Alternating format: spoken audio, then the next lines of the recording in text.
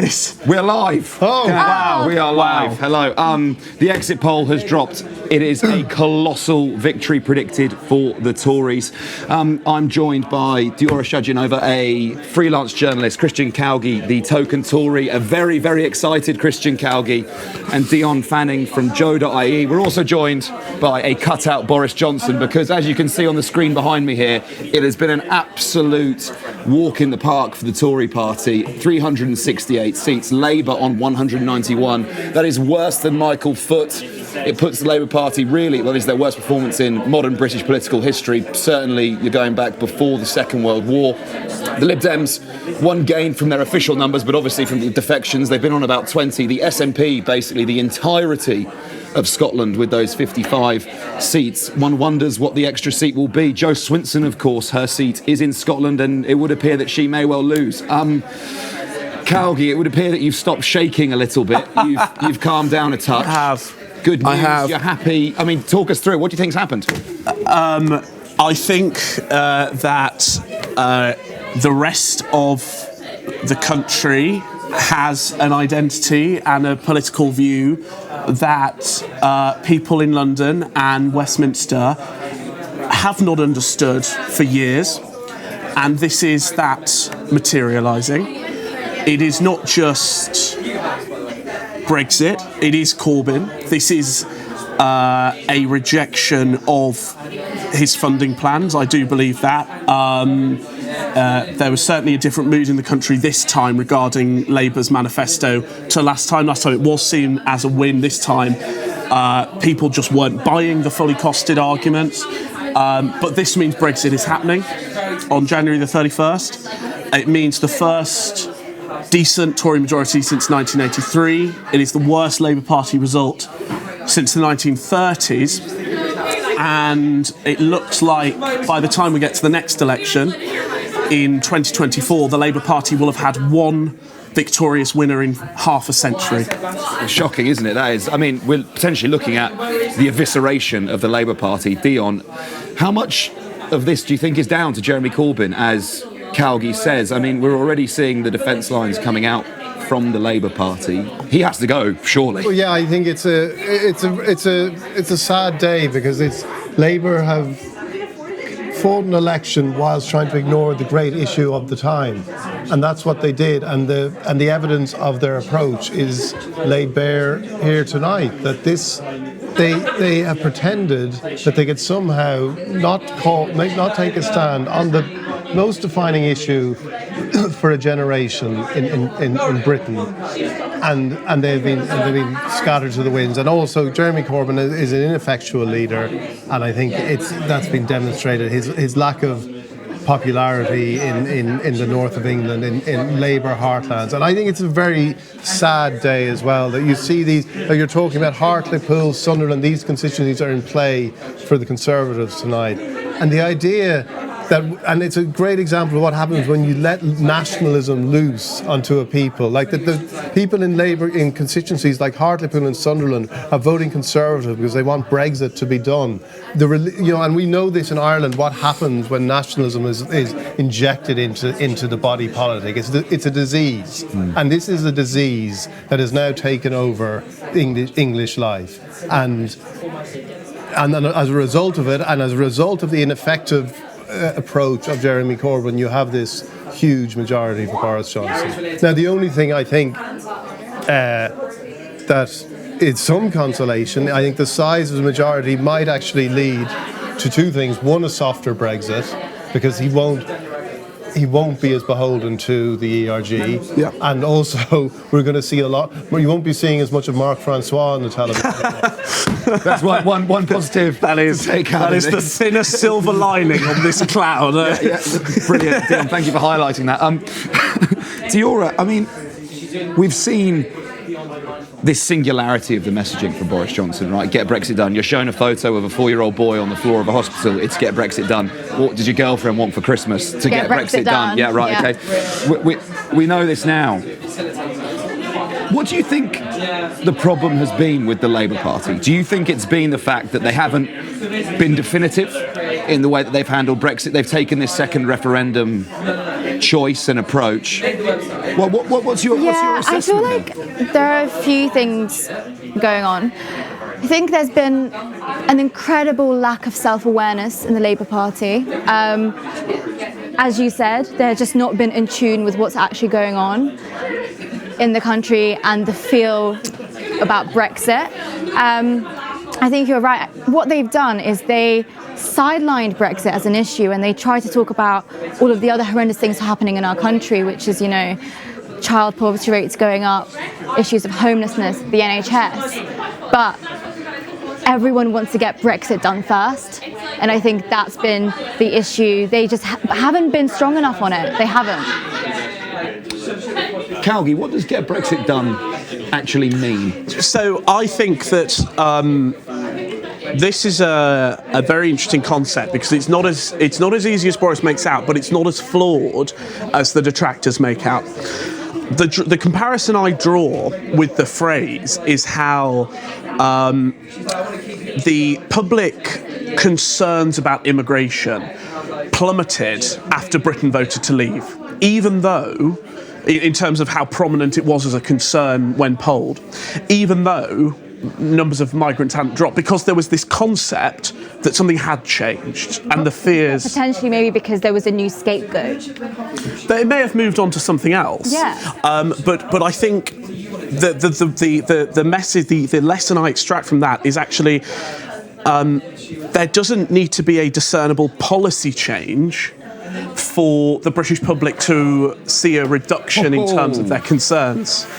Second best thing to happen this evening. Yes, after stonking. So what I think is actually, we will leave on January the 31st, and even though, of course, there's still this whole issue about the future relationship, I do think the public's concerns will pivot, and it won't just be the public's concerns, because once we've legally left, the whole issue of whether we have a people's vote, of whether Article 50, it actually is a full stop on this saga, and it's very definitive, and it means that Brexit can no longer be cancelled, and that is a help yourself. The trade deal, it's very likely now that there could be a much softer Brexit though as well, because I've got to say, I think that's a very interesting take, actually. and there could be just a Brexit that is milder, that it doesn't, there is, that with the public satisfied that it is now done, there won't be the compulsion and the need to actually take a stand, hard and show that you were being tough and taking. And we certainly won't go for a no deal. I would stake all my earthly riches on an extension to the. I do not believe for a second. No, and he can do that now. He can do that now because no matter how many, even if 70 of the ERG pipe up and say we don't like this, it almost doesn't matter, and they won't. Not enough of them will go against him if he decides to extend a transition period. So all those things will actually, they're the only silver linings, because you look at it again, this is an extraordinary result. When you look at they're saying the vote share is gone up for the third successful election for an incumbent party, which has never happened before. Yeah. And you think about the period of time when this had happened. If you go back to the 18 years of Tory government under Thatcher and John Major, that was during a period of, for certain parts of the country, huge economic prosperity. This is during 10 years of austerity, and the Tories have got a bigger majority than they had in the previous elections. And that, again, is because Brexit pressed the reset button. And it released something else into the atmosphere. And so you have these people who are voting against their own interests. The people of Hartlepool and Sunderland are voting against their own interests and voting for a Conservative government, but they have been persuaded to do so because of this idea to get Brexit done. We're seeing this redrawing of the lines, aren't we? It's not party political allegiance now is basically, I think, largely dead and gone. We're seeing working class voters back the Tories. That's off what we've seen here, that SNP landslide in Scotland. That means that the Conservatives, they're losing those seats in Scotland, they're making them up in England and on Wales. Top of what already looks. One assumes it's the Sunderlands, the Hartlepools, etc., the Bishop Aucklands, where we're seeing these seats coming from. So working class voters backing I'd imagine, of course, Workington will very likely go, and that is the benchmark for this election. Are we seeing? Is there an opportunity now for us to see sort of Boris Johnson, the unifier? become sort of, the Prime Minister that heals this divided nation? I mean, Diora, you look physically sick. Sorry. I'm aware I have a really strong facial reaction.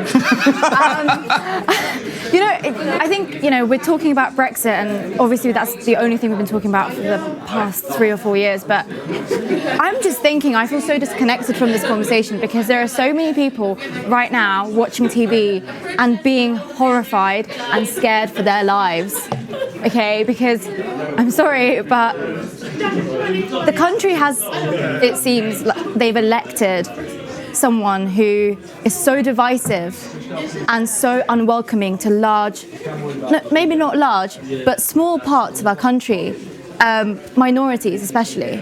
And this just feels insane. This feels insane. And I think the issue as well is that people are tired. I think we always talk about this. I think people are tired of politics. And I think it's become really inaccessible in the last couple of years because it's so confusing. Like, what is happening? Why is it taking so long? And because it's become so inaccessible, people have just given up and they just want this thing to be done with. But it doesn't feel like it's ever going to end. I just feel like, is this the end? I don't think so. It feels like the beginning of something much larger. It feels like a point in which we will look back maybe in 10, 20 years and be like, what the hell happened there? You've spoken to me on, here at Joe, we've spoken about Islamophobia and you've expressed your fears. You describe Boris Johnson as an open Islamophobe, which is, that's what I think, is probably, broadly speaking, accurate, and sort of your fears around that. I'm interested about the point that I think Calgi or Dion was making. With this kind of majority, does this provide an opportunity for Boris Johnson to sort of liberalise and move towards one nation conservatism? I mean, Calgi, what do you think?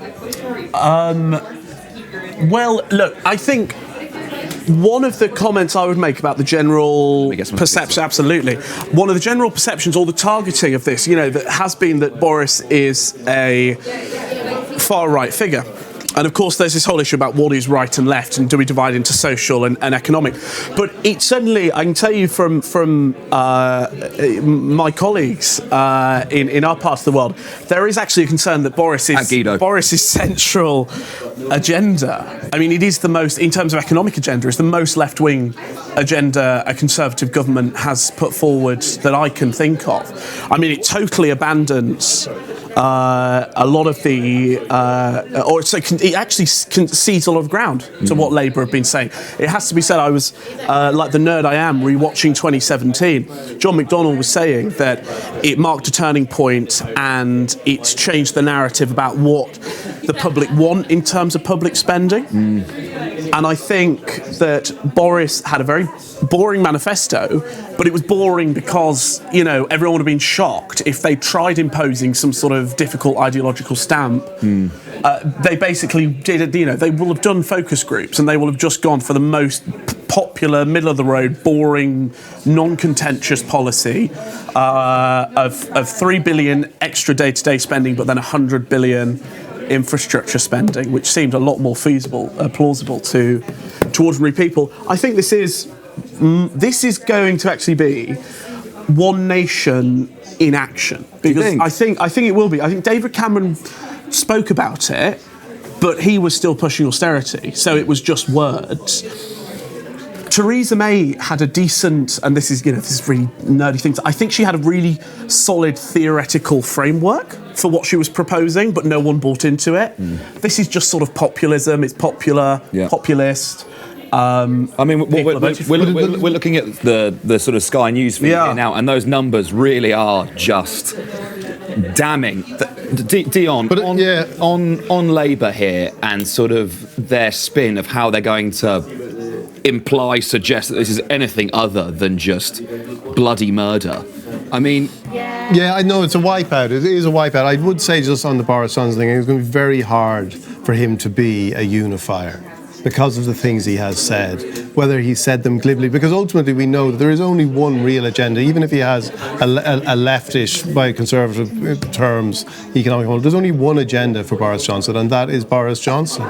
And the idea that he can unify people I think you see it in this election campaign. He can't, like, when he's faced with the picture of the 4-year-old boy on the floor, all he can do is actually, he's actually as bad as Jeremy Corbyn when talking about, all he can do is mouth a platitude about, like, I feel great sympathy for anybody who suffers in these situations. He hasn't actually shown any human reaction to anything in this election. He doesn't have that, and like these issues, these things again are out there now. So you have his comments about EU citizens who have made Britain their home. Like these, like this is the stuff we're gonna like the conversations now as Brexit is done, and there is a chance of a soft Brexit, which is a good thing, but there is still that great unsettling of people who, the idea of the term settled status, the idea that there will now be EU citizens applying for settled status, like these terms entering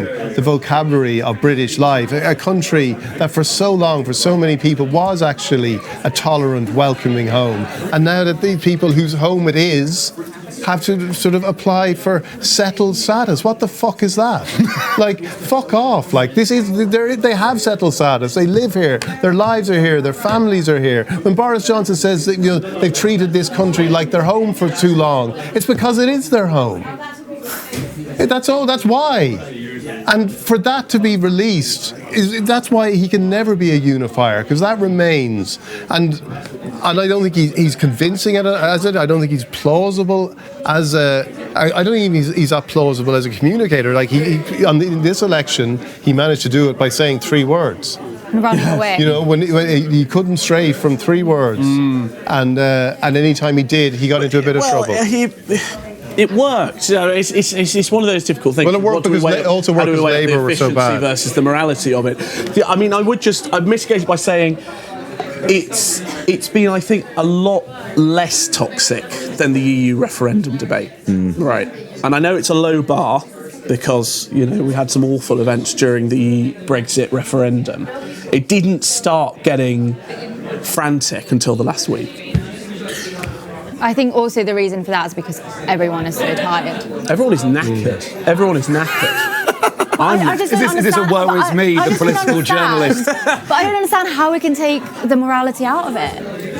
For me, it feels like we have just legitimised every single piece of bullshit that's come out in this country for the past 4 years.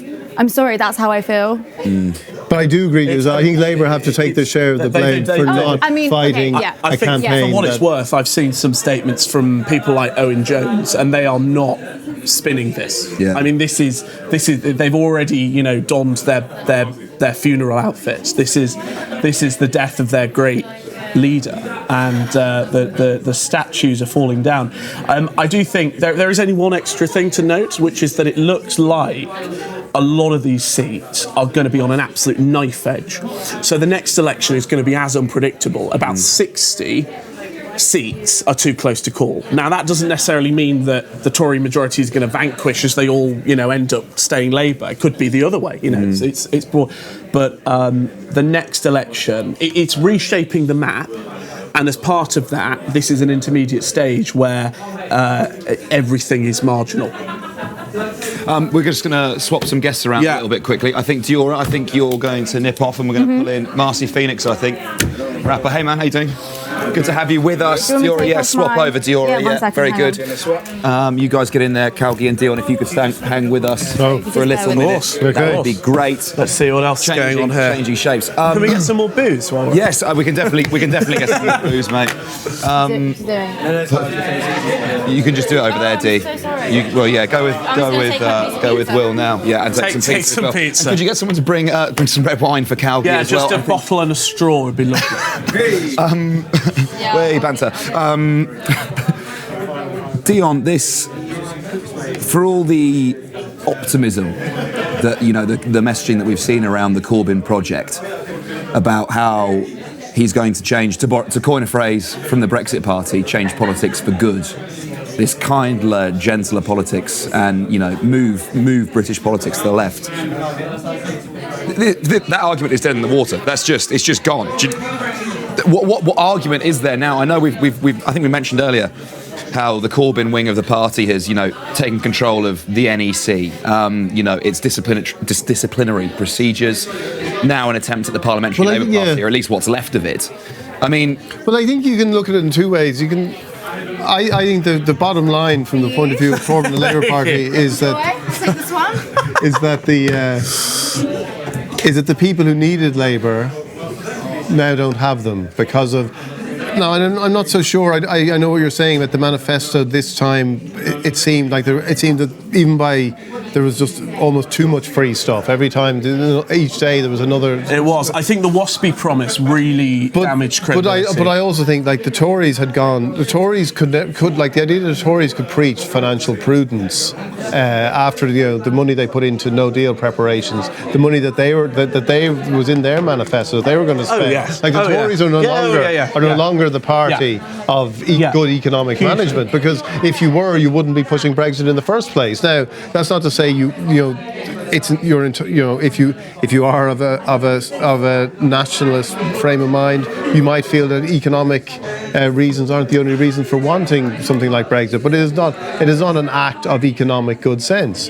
But Labour, because of the ineptitude of it, they've let people who needed them down, and that's the thing. Jeremy Corbyn can speak about what he wants to do for the many, not the few, and all those ideas which are noble to a degree. Though they are noble, but they're to a degree with him because there were so many question marks in other areas to do with anti-Semitism and things like that. But ultimately, because they didn't fight it on the battleground of Brexit, because they weren't the party that they should have been, for the people who wanted to remain, they have let the people who needed them down. But there's an element to this, isn't there, of how much any of that actually gets through to the public. I think Boris Johnson has demonstrated that your manifesto could literally be 3 words long. I think Corbyn's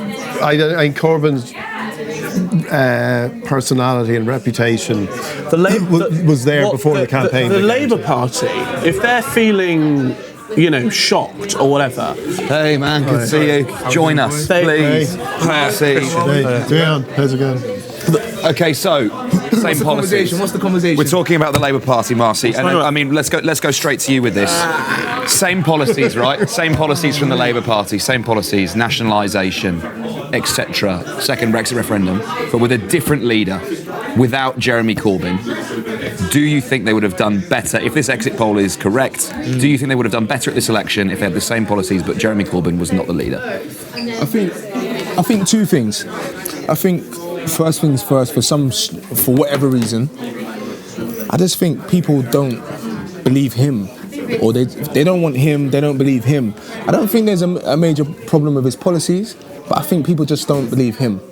And it might just be. I was having a conversation a minute ago with my friend Pierre outside, and he was saying, maybe it's because he has come and said the equivalent to, let me give you a spaceship. And we know that's not going to happen. So it might be too good to be true. Maybe some of these things might be too good to be true. Whereas maybe if he dimmed it down a little bit and had the same policies, maybe it'd be cool. But for whatever reason, maybe if we put a different guy there, a whole different guy, same thing, same run out, maybe it's all good. But I don't know, I'm right now, bruv, I'm speechless right now. I don't know what to tell you. Yeah. Calgi, on this, there are so many different criticisms of Corbyn. I mean, he gets hit over the head with, he is accused of making associations with the IRA, whether it's anti-Semitism in the Labour Party, nationalisation, socialism. What do you think the issues that have been for the public? What do you think their problem with him is? That's very interesting, because I think there's a lot of issues which I would say are very moral to campaign on. I have huge concerns on a historical basis about Corbyn and McDonnell, that sort of raft of politicians, but they have just not cut through. And we saw that in 2017. The IRA stuff didn't cut through with the core constituents. I think we have to assume that going into this election, there were bits and pieces that came out about Corbyn that were previously unknown, but broadly, he went into this election, people knew exactly what they thought of him. So what was the difference this time to last time is the question.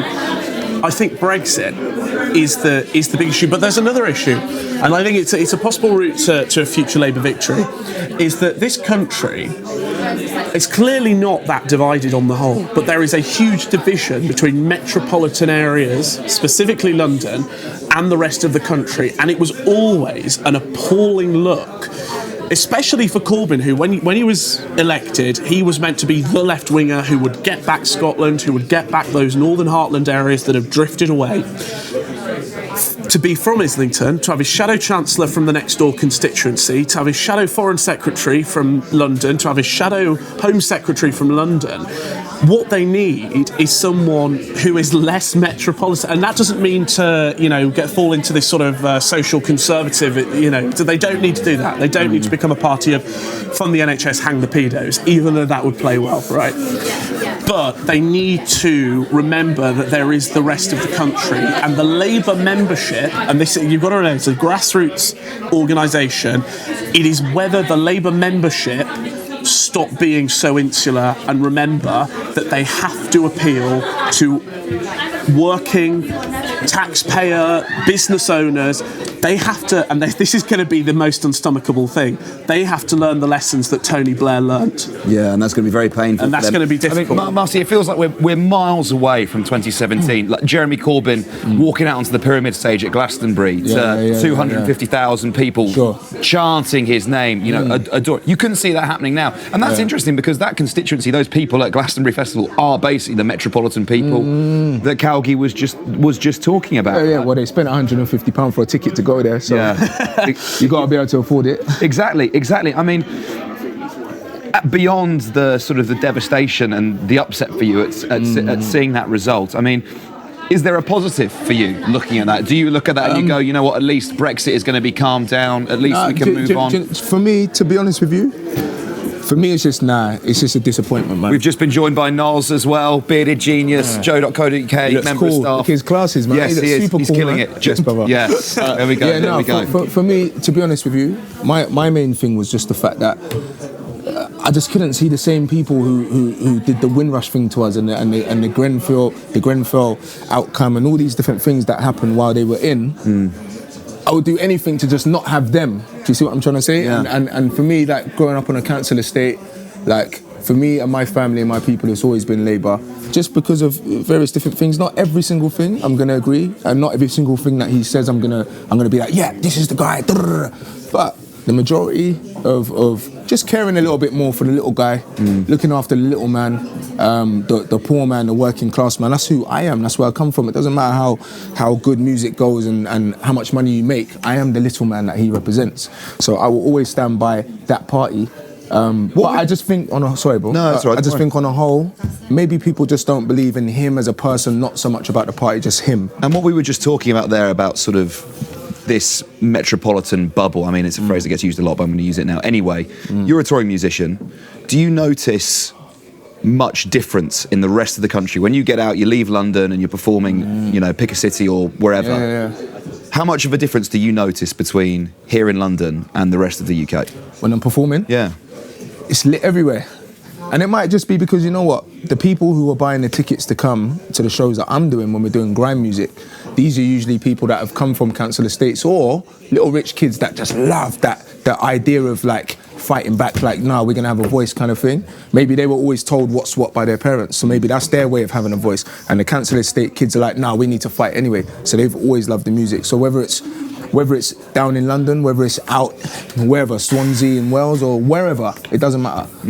For me, it's always the same. It's always the same. Noz, I'd just like to get your sort of first overall reaction to that exit poll.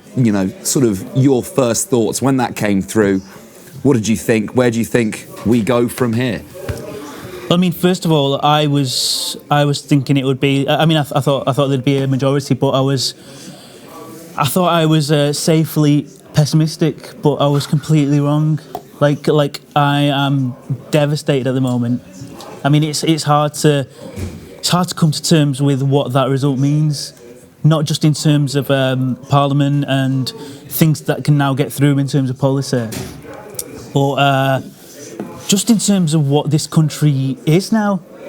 Like, does that mean that this country is just a right-wing country?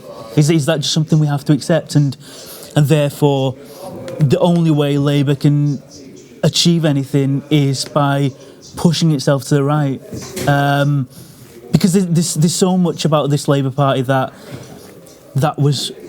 made sense in terms to a lot of people in terms of what was right, what was decent, the way the country should be going, and what this country could become. Now, if this exit poll is correct, it shows that isn't shared by the vast majority of the country. Now, like I can be upset about the result. I can be upset about the fact that I thought Corbyn would be a great Prime Minister, but almost more than that, I'm kind of devastated about what that tells me about the country in which I live. Yeah, and you know what? I have to add in. So you said to me a minute ago about up and down the country, right? So there's another side to that. And the other side to that is, musically, if I'm on stage, yes, of course, these kids have come for the music, so they're going to love us anyway. It's cool, we're giving them entertainment. But then if I leave that place and I go and have food in a local restaurant that isn't somewhere like London where it's all very mixed, and it's sometimes out in the sticks and we need somewhere to eat quickly, sometimes you're almost not welcome in those places. You know, sometimes it could be a chip shop. Still now, in 2019, still now, still happens. Can you give an example of something, without trashing someone's business? But I mean, no. It's happened too many times. I wouldn't even know the name. Really? But for example, like I said, when I was on the other news station, I was explaining to them about a particular scenario where I went into a small bistro pub out in the sticks, and honestly, like the way I was treated and my people were treated, and it was a mixed group of band and whatever DJ, but the way that I was treated was worse than someone's fluffy little dog, like, hey, like that was more of a human than we were, you know, asked to sit at the back, asked to wait for ages, asked to, just all these different things, being given tap water when we've asked for, you know, just all sorts of madness that was going on. And that still happens. That still happens all the time. So these are the same people, I guess, who are voting for that. Sometimes they don't even know why. A lot of the time they're not as knowledgeable as some of the other people that have their reasons why they will vote for Conservative or why they will vote for Labour or whatever. Sometimes people are just like, nah, I see Stormzy talking about Corbyn, this is the guy, so you know what, fuck this, go against. And it goes that way sometimes, you know, so... You know, I mean, Marcy's just told us there a story of literally being treated worse than a dog in modern Britain, which is disgusting. Do you think this vote for Boris Johnson, do you think it talks about this country in a way, Calgie, you know, as the point that Noz was making about how right-wing this country is, or are we literally seeing, you know, a sort of a simplistic, almost referendum-type interpretation of this, which is down to the Brexit messaging, and, you know, people will hold their nose and, you know, not confront his open Islamophobia? It's hugely difficult to define it as right-wing, because, and the only reason I say that is because I'd say most of the racism, and there is a lot of it in this country, and I totally accept that on all levels, it's not actively thought about, I don't think. I think it's subconscious. I think it's not benign, because obviously it's harmful, but I don't think it's sort of this person is X, so I am going to discriminate them. It's all sorts of subconscious societal issues that are prevalent. I think, unfortunately, it will always be impossible to explain that to those people. It's very difficult to explain to men, for example, a lot of the issues that women have, because it's not legal. You know, it's no longer a case of, they just don't have X or Y right in statute. It's about attitude. It's a lot of the low the sort of things bubbling along that you might not notice as a white man, but cumulatively, day to day, month to month, as a minority, really get to you and get under your skin and are very harmful. So I agree, there are all sorts of issues. I don't think Boris is going to address them. I think the very best we can hope from the next 5-year period of government is that some of the angst and the frustration that has built up in this pressure cooker since 2016 can be let out a bit, but that doesn't start to address half the issues that we have to deal with in society. Noz, what do you think? I think the thing with racism is that yes, it exists, and yes, it will always exist, but there are certain sort of norms in society that generally society accepts. Now, it seemed as if growing up, it always seemed as if like slowly things will get better. So like going from the 70s to the 80s to the 90s, it kind of felt like, okay, things will slowly get better. People will slowly be accepting of black people, Asian people, everyone. And then something happened in the 90s where it kind of reached a peak. And then now it feels as if our kids are gonna have it worse than we had it, and that never used to feel like the case. Now, I accept that racism exists, but we've got a serious problem when that racism is encouraged and emboldened by our leaders. Now, that's the big concern. Is that, and again, people can say that, oh, this person isn't racist, or even Boris Johnson isn't racist. What they're using is racism to embolden people. I don't agree. Of course, I know you don't. This is what people can say. My argument to that is those people are worse because they've not got an ideology of racism. They're using racism as a tool, and that's worse in a way. There's just one other thing I'd like us to cover. We're going to be obviously running all night talking about this, but we'll wrap things up shortly. Just one thing is the Liberal Democrats. 12 seats, strictly speaking, 20 when you account for defections and all the rest of it, 13. And if that SNP number in Scotland is right, it's probably Joe Swinson losing a seat. Just leapfrogging off that, the BBC for the first time have uploaded a thing where you can search constituency by constituency. They are saying it is a 99% probability that the SNP are going to win Joe Swinson's seat. There are a number of other interesting seats. They're similarly saying Boris Johnson's. They're similarly saying it's a 99% probability Boris is going to hang on. Really? They're saying it's a 99% probability that Dominic Raab is going to hang on. That's a good result for him. That's very, very good for him. But similarly, results that we saw with the YouGov MRP, things like, and even constituency polling, Westminster, Kensington, they are too close to call. So it looks like the Lib Dems could actually be losing seats in other parts of the country, but once again, seeing this divide and seeing them pick up a few in London that people had ruled out as a possibility. Yeah, of course you can, mate. Go ahead. Sorry, I don't know nothing about no Lib Dems, but what I do know is I missed something a minute ago because we had to move on quickly. But I just wanted to say, like, it's not subconscious, the racism in this country. It's not. I mean, the leader of the country is the same person that said Muslim girls are like letterboxes. He said that. Now, if that's your leader, if that's the guy who's leading the country, mate, I mean, even look at this guy's face makes me sick. Like, if this wasn't your lot's studio, I would smash that. That's how bad it's got. It's only 30 quid, I think. Yeah. You know what I'm trying to say, but like, my thing is it's not subconscious. These things aren't subconscious. It's not.